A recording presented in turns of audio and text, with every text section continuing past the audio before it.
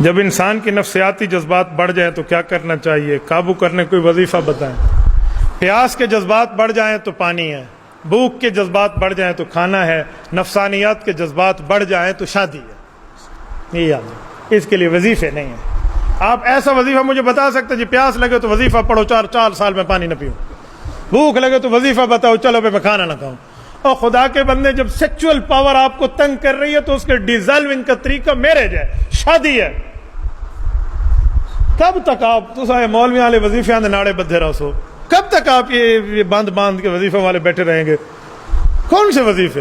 Medical کے پاس جاؤ، پھر کوئی اور علاج کراؤ، جان چھٹی۔ بھائی اس کے لیے وظیفہ نہیں، اس کے لیے شادی ہے، آپ شادی کریں۔ میں آپ کو ایسا کون سا وظیفہ بتاؤں؟ ایک بندے کو پیاس لگی ہو، روزے والے بھی شام کو روزہ کھلوا دیتے ہیں، تو آپ کون سا مجھ سے وظیفہ مانگتے ہیں کہ شادی نہیں ہو رہی، کوئی وظیفہ بتائے؟ ہاں ایک صورت میں آپ کو بتا دیتا ہوں۔ اللہ کے رسول صلی اللہ علیہ وسلم فرمایا من استطاع منکم الباءۃ فلیتزوج، شادی کی طاقت ہے تو شادی کرو۔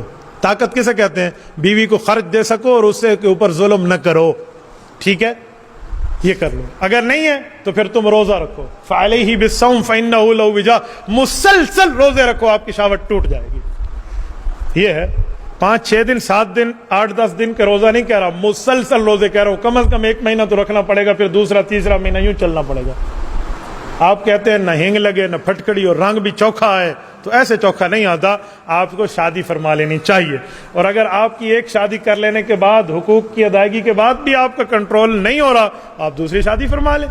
حقوق کی ادائیگی رکھنی ہے، پہلی کو ناراض نہیں کرنا، نہ پہلی کے حق کھانے ہیں، پھر دوسری کر لیں، پھر بھی نہیں ہے، تیسری چوتھی کا آپشن بھی آپ کے پاس موجود ہے، تو یہ آپشن استعمال فرمائے نا۔ اس آپشن پہ تو کوئی سبحان اللہ نہیں کر، دل سب کے کہتے ہیں ہونی چاہیے، لیکن ویڈیو سے ڈر ہے کہ میری ویڈیو کا 1 ملین فالوور ہے، کسی نے کسی کے گھر میں بات پتہ چلی گئی تو کام خراب ہو گیا، میں تو دوسری شادی کی بات کر رہا ہے۔ تو بھائی اگر آپ حقوق ادا کر سکتے ہیں تو آپ دوسری شادی فرما لیں، آپ حق دونوں کو دیں۔ ایسا نہ ہو کہ پہلی بیوی گھر میں رو رہی ہو اور حضرت صاحب دوسری کے پاس وہ موجود ہوں، یوں نہیں ہے۔ حقوق کی ادائیگی ہے، اپنی بیوی کے ساتھ جو تعلق رکھو گے نا، بیوی وہی آپ اپنی بیٹی کی نسب کو لکھ رہے ہو، اس کی معاملات کو لکھ رہے ہو، کل اس کی تقدیر بھی ویسے رہے گی، جیسے کرنی ویسے بھرنی، نہ مانے تو کر کے دیکھ۔ اس لیے اس طرح کا وظیفہ میرے خیال میں آپ کو امید ہے سمجھ آ گیا ہوگا جو میں سمجھانا چاہ رہا ہوں۔